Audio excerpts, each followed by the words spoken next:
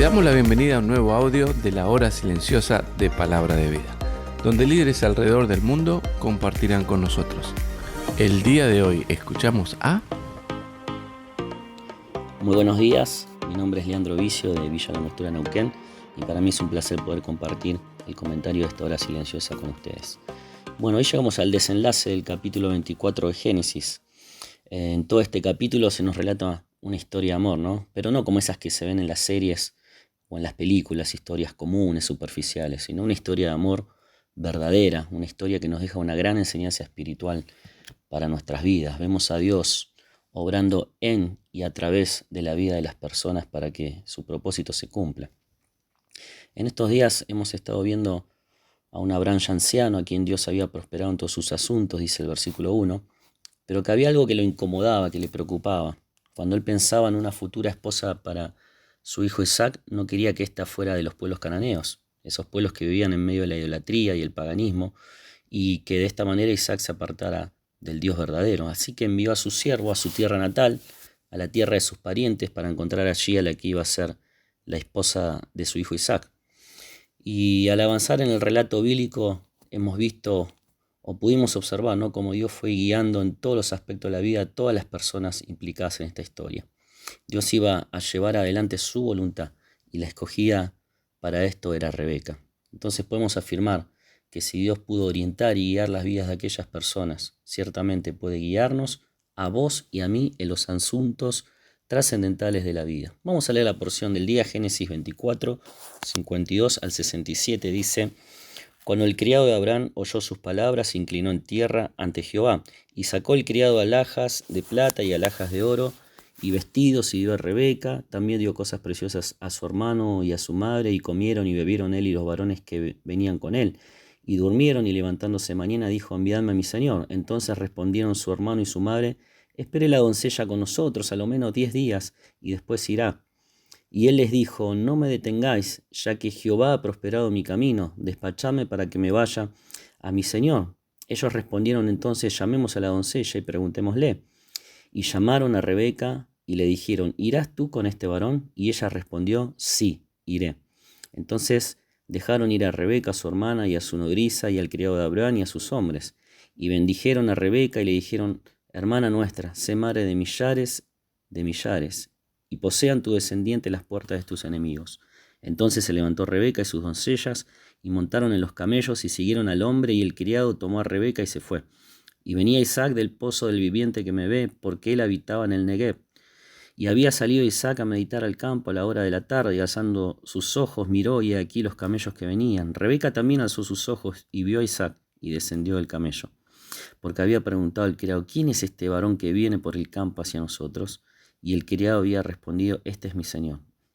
Ella entonces tomó el velo y se cubrió. Entonces el criado contó a Isaac todo lo que había hecho, y la trajo Isaac a la tienda de su madre Sara, y tomó a Rebeca por mujer, y la amó, y se consoló Isaac después de la muerte de su madre. Vamos a ver 3 puntos para poder desarrollar un pensamiento y sacar enseñanzas prácticas para nuestra vida. En primer lugar, vamos a ver conocer la voluntad de Dios. En segundo lugar, cumplir la voluntad de Dios. Y en tercer lugar, comprobar la voluntad de Dios. Con respecto a conocer la voluntad de Dios, podemos decir que conocer la voluntad de Dios significa fundamentalmente conocerlo a Él y lo que le agrada a Él. Todos los personajes de esta historia tenían un conocimiento claro de la voluntad de Dios. Abraham deja en claro que conocía lo que Dios quería para su vida. Dios le prometió una heredad, una tierra, una descendencia, y ahora le daría una mujer para su hijo. El siervo primero dudó, dice el versículo 5, pero cuando llegó el momento de que Dios le revelara cuál era la mujer para Isaac, él ora a Dios, y cuando Dios le muestra a Rebeca, él se postra en tierra, adora a Dios porque la voluntad de Dios le fue revelada. ¿Qué decir de la familia de Rebeca? En el versículo 50 expresan: de Jehová ha salido esto, y no dudaron en entregar a su hija. Y la respuesta de Rebeca también nos deja claridad sobre el conocimiento que ella tenía del propósito de Dios para su vida, cuando ella dice: sí, iré. Entonces Dios reveló, mostró claramente su propósito, y nosotros debemos procurar conocer la voluntad de Dios y ser participantes de sus planes. Dios tiene un plan soberano y eterno que se cumplirá independientemente de cualquier aceptación y participación consciente de nuestra parte. Hay un versículo en Daniel 4:35 que dice: considerados como nada son los habitantes de toda la tierra. Él hace según su voluntad en el ejército del cielo y en los habitantes de la tierra. No hay quien detenga su mano y le diga: ¿qué haces? Claramente Dios expresa su voluntad. Hay una voluntad expresa, declarada de Dios en su palabra. Esto incluye sus leyes, sus mandamientos, sus preceptos. Pongamos un ejemplo. 1 Tesalonicenses 4:3 dice: la voluntad de Dios es vuestra santificación, hablando en un contexto sobre la pureza sexual. Esto es algo claro, algo que Dios declara. Entonces nosotros no podemos ignorar esa voluntad declarada de Dios. Podemos elegir obedecerla o desobedecerla, pero no ignorarla. Dice Deuteronomio 35:15-20: mira que yo he puesto delante de ti hoy la vida y el bien, la muerte y el mal, porque yo te mando hoy que ames a Jehová tu Dios, que andes en sus caminos, guardes sus mandamientos, sus estatutos y sus decretos. Y termina diciendo más adelante: escoge pues la vida para que vivas tú y tu descendencia. Pero también hay una voluntad cotidiana, específica de Dios para cada uno de nosotros. Y sin duda Él tiene un plan para nuestras vidas. Pablo se presenta en Efesios 1:1 como apóstol de Jesucristo por la voluntad de Dios. Esa era la voluntad específica de Dios para Pablo. Ahora, ¿conocemos qué quiere Dios para nosotros? Con respecto a los dones, al ministerio, al lugar, al tiempo en que Dios quiere que le sirvamos. Entonces nuestro deseo creo que debería ser el mismo que el del salmista, que expresa en el Salmo 143:10: enséñame a hacer tu voluntad, porque tú eres mi Dios, tu buen espíritu me guía a tierra de rectitud. Y hay un pasaje en Efesios 5:17 que nos dice: por tanto no sean insensatos, sino entiendan cuál es la voluntad del Señor. Que podamos realmente entender, comprender y conocer la voluntad de Dios para nuestra vida. En segundo lugar, una vez que conocemos la voluntad de Dios, es importante poder cumplir esa voluntad que Dios nos ha declarado. Dice Rebeca, cuando responde acerca de si iba a ir con este hombre a conocer a su esposo, ella respondió: sí, iré. Estaba convencida, no puso en duda lo que Dios quería para su vida, cómo Dios quería utilizarla, y avanzó con firmeza. Claro, esto implicó un costo, ¿no? Cumplir la voluntad de Dios tiene un costo alto, una respuesta clara, una convicción que debemos mostrar. El costo que ella tuvo que pagar fue dejar la seguridad de lo conocido, su tierra, su familia, su bienestar, para ir en pos de lo desconocido. Un esposo a quien nunca había visto, en una tierra que no era la suya, pero allí fue con la confianza puesta en Dios. Y aunque su familia quiso dilatar la salida, en el versículo 55 dice: entonces respondieron su hermano y su madre: espere la doncella con nosotros a lo menos 10 días y después irá. Sin embargo, la respuesta de ella fue clara y fue instantánea, y nuestra respuesta debe ser inmediata a lo que Dios nos está pidiendo que hagamos.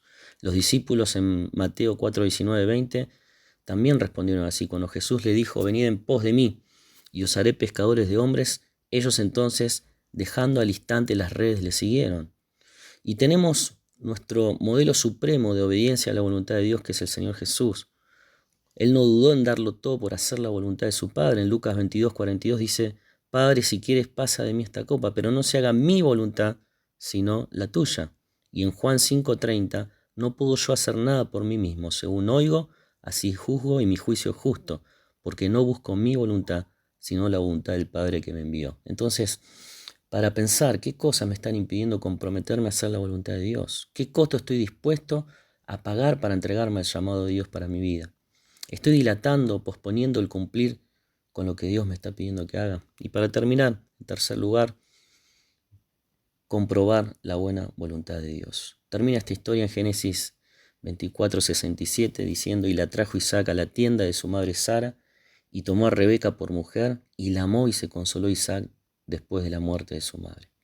Dios bendijo esa unión, fueron dichosos, se amaron, comprobaron que Dios no defrauda y que Él sabe lo que más conviene para sus hijos.